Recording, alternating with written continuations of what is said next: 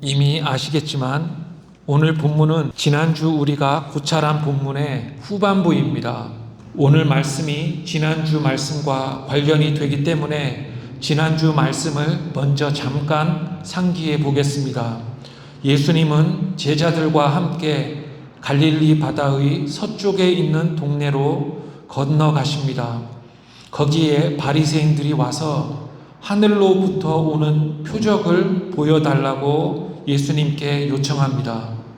예수님이 행하신 수많은 기적에도 불구하고 그들이 하나님의 능력으로 기적 행함을 증명해 보라고 요청한 의도는 예수님을 죽일 구실을 찾기 위함이었습니다. 그래서 예수님은 그들의 요청을 거부하셨고 당장 제자들과 함께 배로 그들을 떠나십니다. 배에서 예수님은 제자들에게 바리새인들의 누룩을 주의하라고 경고하셨는데 지난주 우리는 누룩이 무엇인지를 살펴보았습니다. 오늘은 그 정황을 다시 살펴봅니다. 예수님이 바리새인들의 요구를 거부하고 급히 떠나느라 제자들이 떡을 보충할 겨를이 없었습니다.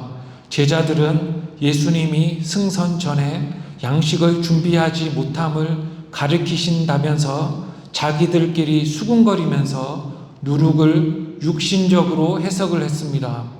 예수님은 그들의 마음을 보시고 아직도 깨닫지 못하느냐고 심하게 야단을 치십니다. 이것이 오늘 본문의 내용입니다. 한 절 한 절 차근히 살펴보겠습니다. 함께 14절을 읽겠습니다. 시작. 제자들이 떡 가져오기를 잊었음에 배에 떡 한 개밖에 그들에게 없더라. 아멘. 제자들이 떡 가져오기를 잊었다고 합니다. 급히 배로 떠남 때문인 것 같습니다. 양식을 챙기는 것은 제자들이 해야 할 일이었습니다. 그들은 배를 타고 떠나기 전에 양식이 충분한지 확인하고 부족하면 보충을 해야 했습니다. 그러나 서둘러서 떠나느라 떡을 보충함을 잊었습니다. 그래서 떡이 한 개밖에 없었습니다. 떡이 한 개라는 말은 그들의 인원에 비해서 떡이 많이 부족했다는 말일 것입니다. 떡이 없는 것이 큰 문제는 안 되었습니다.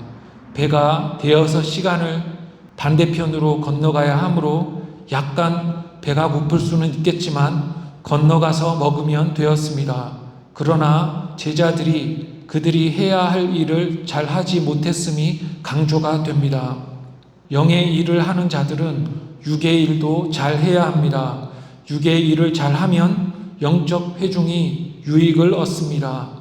그리고 지난주 살펴보았듯이 15절에서 예수님은 바리새인들의 누룩과 헤롯의 누룩을 주의하라고 경고하십니다.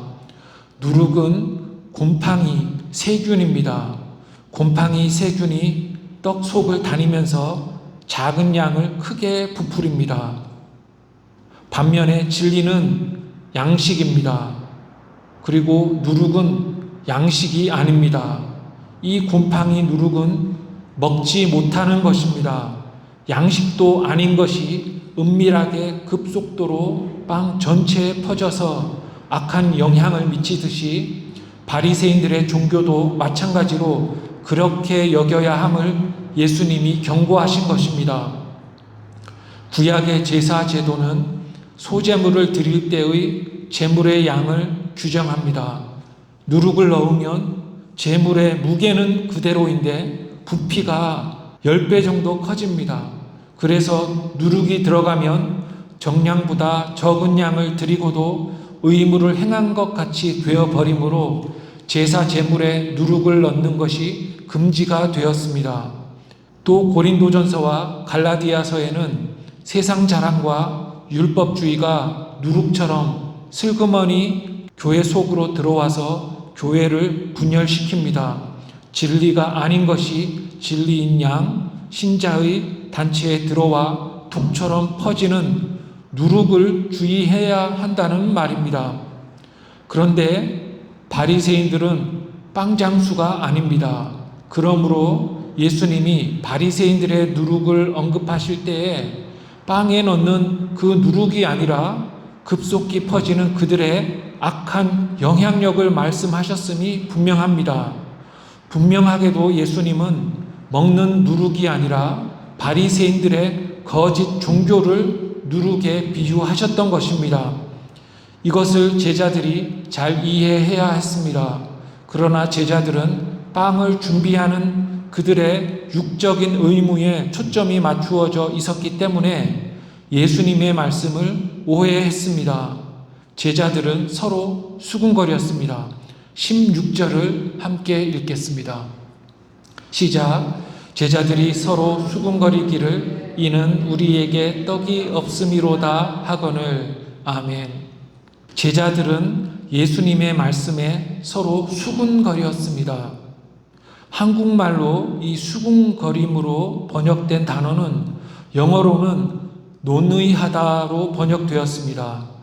그런데 성경에서 주로 이 수군거림은 불평을 뜻합니다.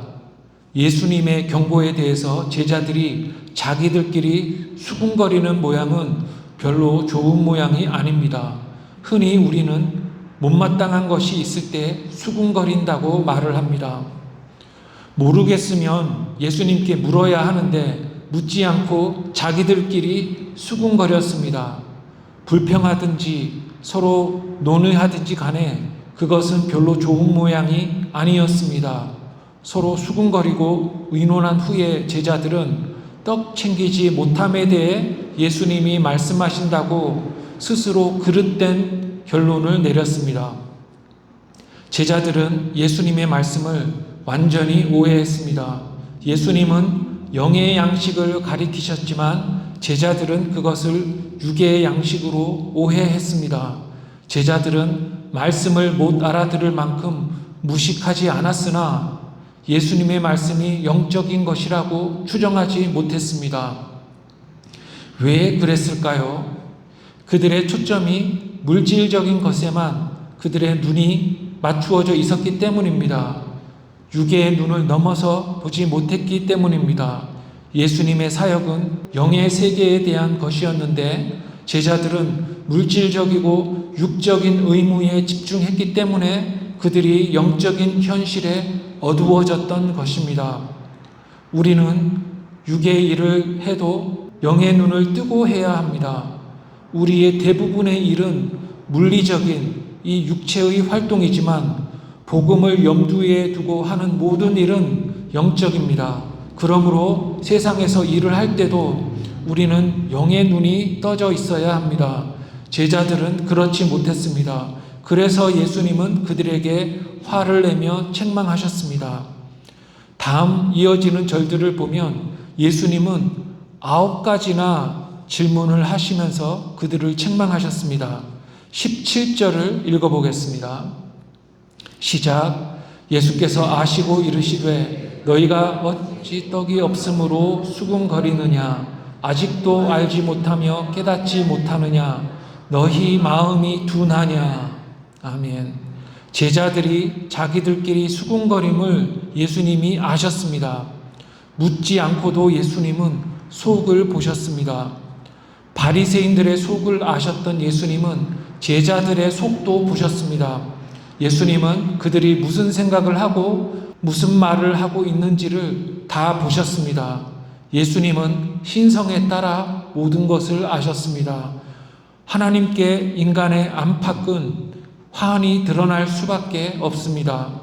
시편에 따르면 하나님은 우리의 체질을 아십니다. 영어로 프레임, 틀로 되어 있는데 하나님은 우리의 틀, 체질을 아십니다.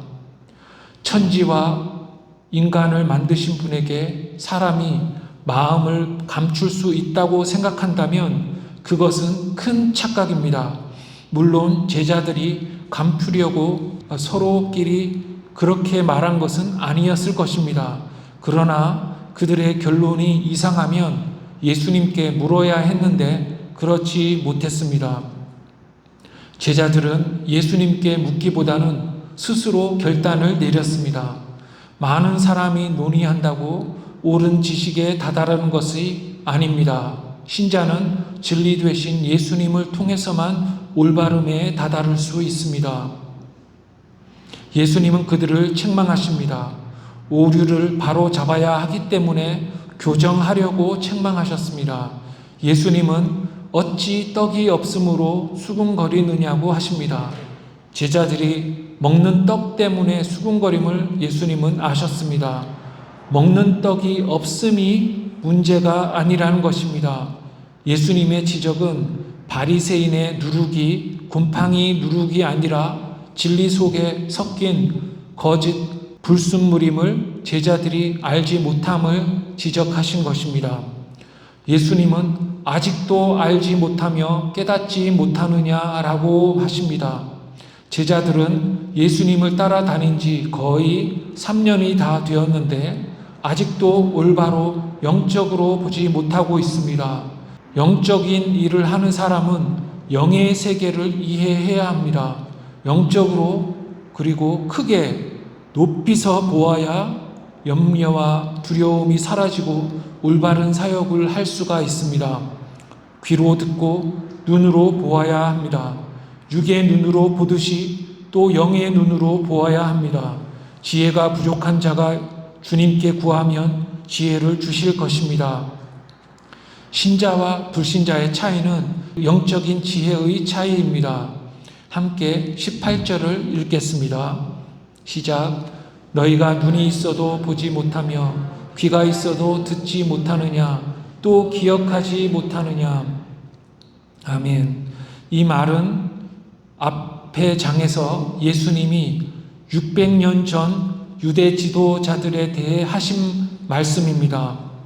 예루살렘에서 파견된 바리새인들과 서기관들이 와서 제자들을 고발했을 때 예수님은 구약의 이 유명한 이사야서의 구절을 인용하셨습니다. 유대 지도자들이 귀와 눈이 멀어서 백성을 올바로 이끌지 못하고 다 망했습니다. 예수님은 눈먼 지도자들이 남유다 멸망의 원인이었듯이 당시 바리새인들이 구약 체계의 멸망의 원인이라고 지적하고 계시는 것입니다. 그런데 그러한 혹평의 언어로 예수님은 자기 제자들을 책망하십니다. 이는 그만큼 영의 눈으로 보는 것이 중요함을 뜻합니다. 영의 눈으로 보아야 할 세계를 영으로 볼 수 없다면 안 되는 것입니다. 또 예수님은 19, 20절에서 5,000명과 4,000명을 먹이신 사건을 각각 상기시키십니다. 예수님은 떡 5개로 5,000명을 먹이고 몇 바구니를 거두었더냐고 물으십니다. 예수님은 그토록 많은 사람들을 먹이셨음을 제자들이 기억함으로써 양식 없음을 하나님께 맡기고 걱정하지 말라고 말씀하시는 것입니다. 하나님은 병자를 고치시고 죽은 자를 일으키시고 사막에서 물을 내시고 바다 위에 터를 만드시는 분이십니다. 그런 하나님의 능력을 의심하지 말라는 것입니다. 신앙이란 기억하는 것입니다. 신앙은 성경에 기록된 하나님의 기적들과 우리에게 이전에 하나님이 베푸셨던 은혜를 기억하는 것입니다. 예수님이 병자를 고치심을 성경에서 읽고 난 후 우리는 아픈 몸을 고쳐달라고 예수님께 기도합니다. 예수님이 제자를 가르치셨듯이 우리도 가르쳐 달라고 기도합니다. 또 과거에 하나님이 구원하신 경험이 쌓이게 되면 우리는 과거에도 건지셨듯이 현재의 고통에서도 벗어나게 해달라고 기도합니다. 과거에 굶주릴 때에 양식을 먹이셨음을 기억하고 현재의 부족함을 채워달라고 기도하는 것입니다. 만약 예수님이 5,000명을 먹이셨음을 잊는다면 믿음이 적은 것입니다. 그래서 마태복음의 같은 기사에 따르면 예수님은 믿음이 적은 자여라고 말씀하십니다. 하나님이 살아계신데도 불구하고 먹을 것 때문에 걱정하는 것은 믿음이 적은 것입니다. 영적인 것이 아닌 것 때문에 염려하지 말아야 할 것입니다. 양식에 대한 걱정은 가장 원초적이고 고통스러운 두려움입니다. 그러나 예수님이 많은 무리를 먹이셨음을 기억하면 평안 가운데 기도로 공급을 간구할 수 있는 것입니다.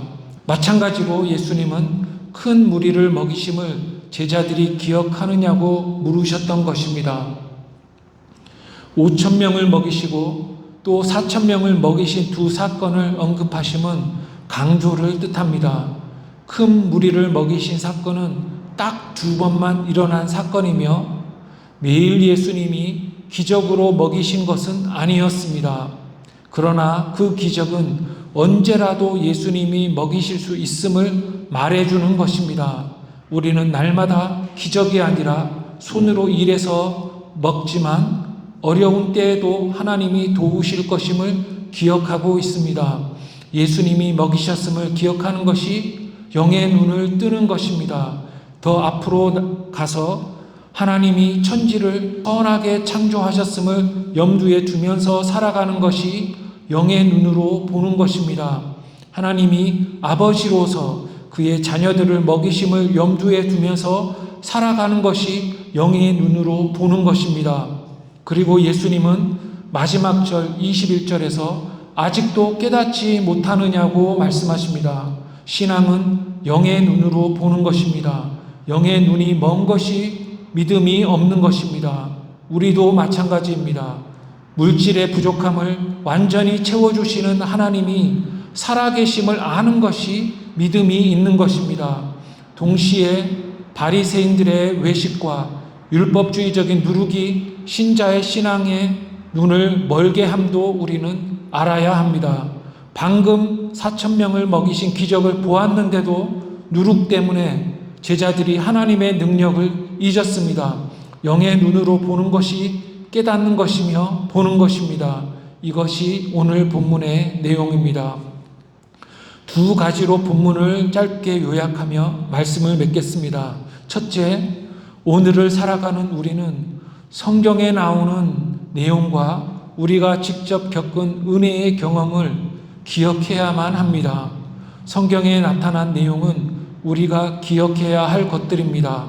하나님이 다윗으로 골리앗을 이기게 하셨듯이 오늘 육적으로 겉으로 보면 가망 없는 싸움에서 싸우는 우리에게 이김을 달라고 기도하는 것입니다.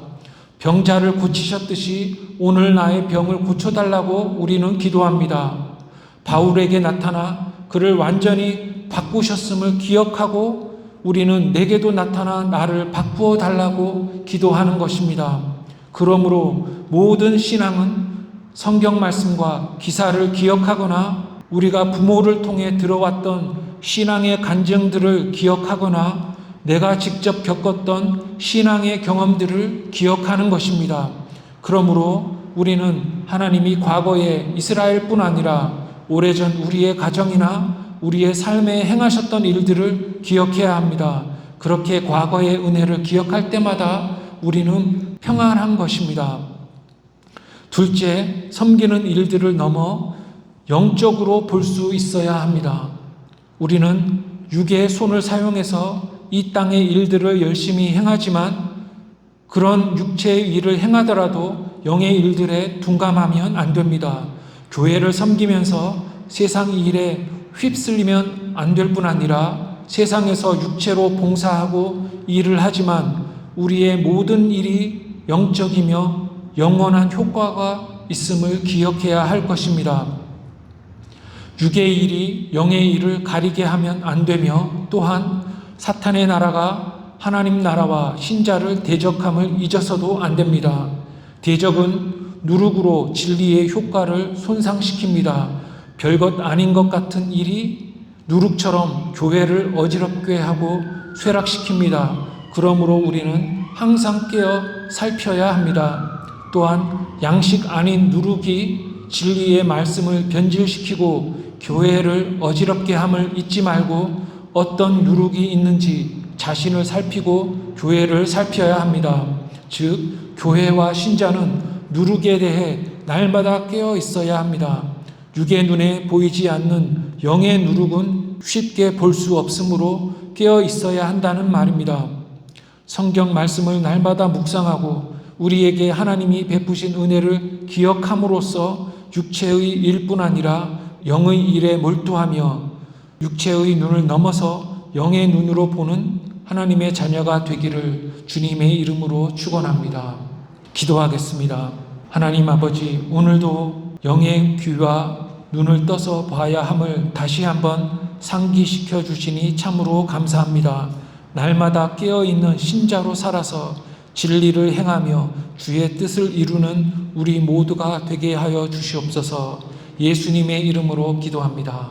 아멘.